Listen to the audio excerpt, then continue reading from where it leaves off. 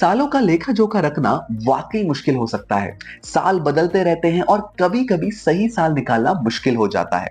इसीलिए इतिहासकार आमतौर पर पूरे सालों के बजाय सदियों का उपयोग करते हैं। इससे उन्हें पूरे दौर को समझने में मदद मिलती है। एक सदी 100 साल की अवधि होती है। हर 10 साल का एक डेकेड होता है। That each 100 year will make a century. हाँ। And each 1000 year will make a millennium. We will only talk about the century. जब हम सदियों की बात करते हैं तो दिमाग में सबसे पहला सवाल 21वीं सदी के बारे में आता है। आप शायद सोच रहे होंगे कि ये तो 2000 का दौर है, तो हम 21वीं सदी में कैसे हो सकते हैं। आइए सदियों की गणना करना सीखते हैं। सदियों की गणना करना आसान है। 1 से 100 तक 1वीं सदी है।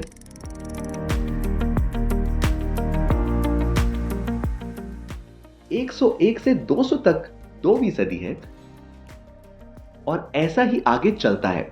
1901 से 2000 तक 20वीं सदी है और जब हम 21वीं सदी की बात करते हैं तो हम 2001 से 2100 तक के वर्षों की ओर इशारा कर रहे होते हैं।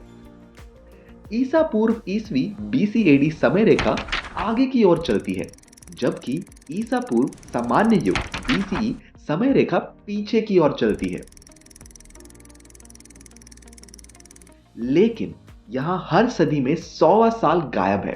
1 से 100 गिनने पर 99 साल ही होते हैं।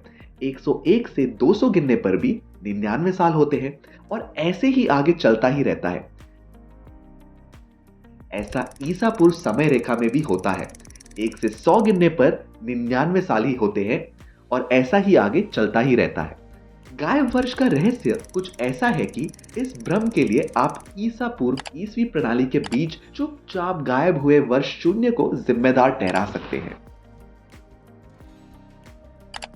इतिहास की सवारी एक विशाल ट्रेन की यात्रा की तरह है। हर डब्बा एक शताब्दी को दर्शाता है, जिसमें 100 यात्री यानी 100 वर्ष होते हैं। ईसवी लेबल वाली ट्रेन प्रथम शताब्दी डिब्बे से शुरू होती है, जिसमें यात्री 1 से 100 तक सफर करते हैं। मतलब आप कह सकते हैं वर्ष 1 से वर्ष 100 एक शताब्दी में होते हैं और इसी तरह आगे चलता है। पटरियों के दूसरे तरफ ईसा पूर्व ट्रेन चलती है, जो इसी प्रणाली को दर्शाती है, लेकिन पीछे की ओर गिनती करती है। यह तुलना हमें समय के प्रवाह को दर्शाने में मदद करता है, जहां हर सदी शताब्दी इस विशाल ऐतिहासिक रेलवे पर एक अलग खंड है। चिंता ना करें, कोई गायब वर्ष नहीं है, बल्कि ये एक कैलेंडर की खिचड़ी है। महत्वपूर्ण बात यह है कि आप कैसे गिनती करते हैं। इसके आधार पर 99 और 100 दोनों ही वर्ष सही हो सकते हैं। कभी कभी इतिहास में चीजें थोड़ी उलझी हुई होती हैं, हमें ठीक ठीक पता नहीं चलता कब क्या हुआ।